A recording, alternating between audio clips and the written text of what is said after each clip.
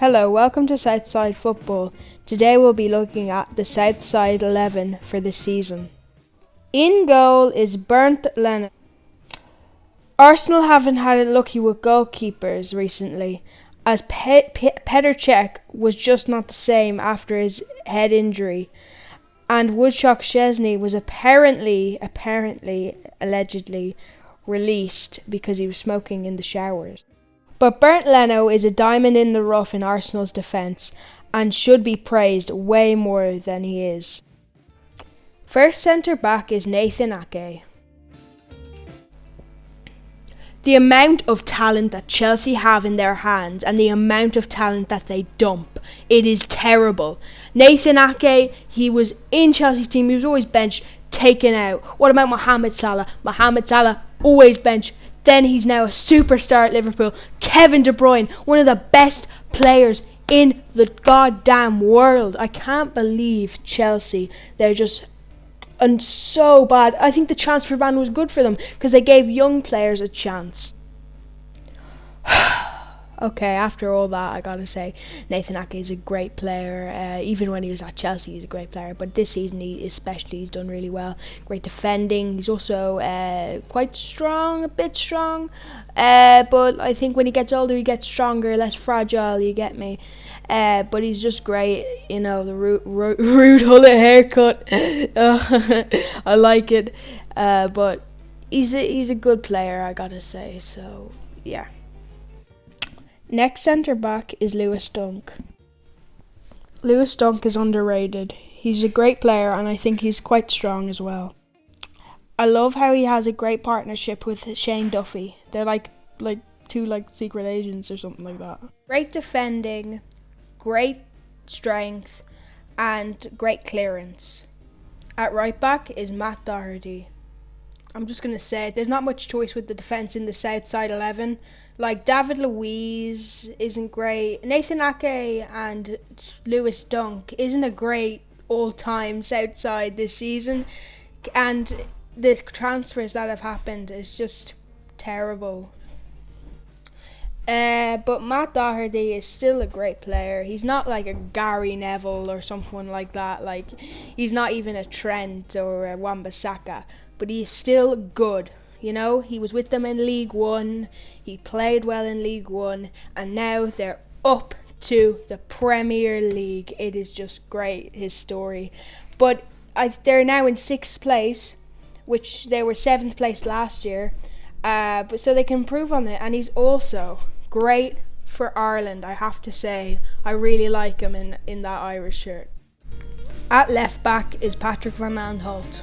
I'm not even going to say he's underrated. I'm just going to say, why does the media never talk about Patrick Van Aanholt? He's like Wan-Bissaka because he's a left back and he was in Crystal Palace. Like, they were with Wan-Bissaka, they were like, oh, yes, Wan-Bissaka when he was at Crystal Palace. But when it's Patrick Van Aanholt, they don't talk about him. I have no idea why. Hopefully someone will tell me why. But, Patrick Van Aanholt is a good player. He's a good player and I think he's the best left back in the South Side right now. First centre mid is Jorginho. We can all agree, Jorginho is very underrated. His penalty run-up is really good. The only time they mentioned his penalty run-up is when he missed his penalty. But, come on, he's a good player. Next centre mid is Kovacic. Now, Kovacic is really good. He's got, I think, 102 touches on average per game. He's got 90% passing accuracy. That's really good for a centre midfielder. And Chelsea were lucky to sign him, and no one talks about him. So I just think he should be slapped into this team. And you might say N'Golo Kante should be on this team. He hasn't been this good this season. He hasn't played a lot, but that's not really his fault.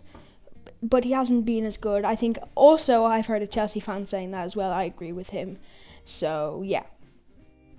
Central attacking midfielder is Mason Mount. Now, you might say, gee willikers, Jack, you have Mason Mount in your team? That's 3 Chelsea players in the midfield. So I'm just going to say I'm not going to be being that diverse because there's not been very much good midfielders.